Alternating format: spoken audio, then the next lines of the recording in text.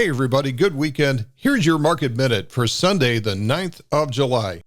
All right, we'll start with the S&P 500. Here is the monthly, weekly, and the daily chart on the S&P 500 with the associated energy for each time frame.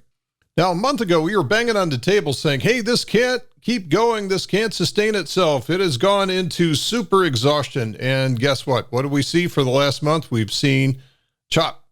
We've seen the price pull back, slingshot higher, and now what happened on Friday was a small reversal bar with higher highs and a lower close.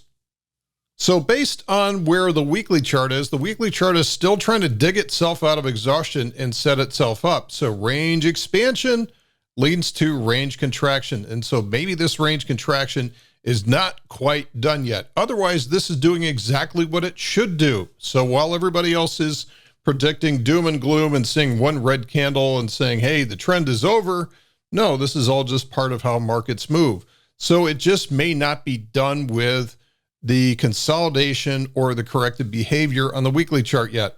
Now, if we do go lower, where might that show up? Well, we can use fib retracements for this. This is one way that we can identify support and resistance levels where we're likely to see some kind of reaction.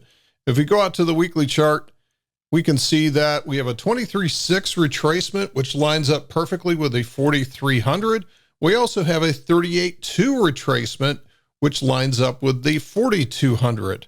Okay, I don't want to see the price go below 4,200. If it does, that means that something's wrong and it's pulling back deeper than it should in a primary trend.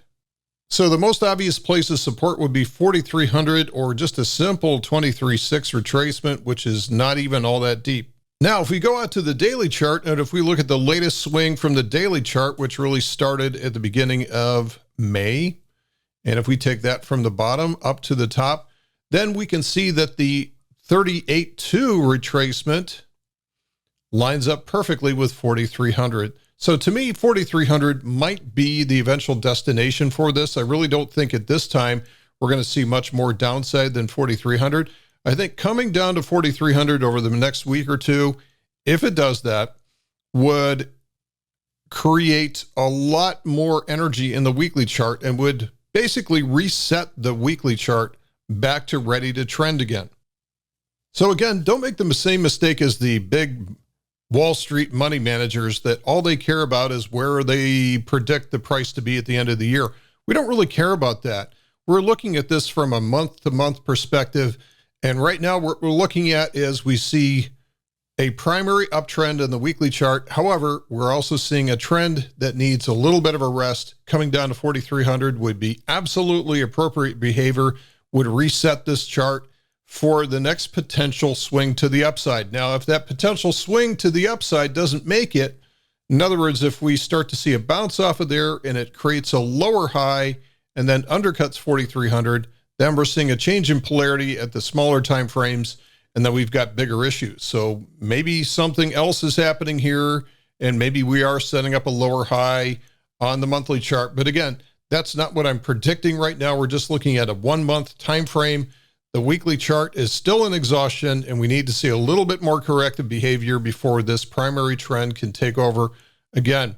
And if something else is going to happen, we'll know about that if this fails to make a new high based on that. So again, just keep your focus and your perspective from a month-to-month time frame. Forget about where this price is going to be by the end of the year. Leave that to all the pundits on Wall Street that don't make any money anyway. That's it for this weekend's Market Minute. Thanks for listening. We'll see you in the next one.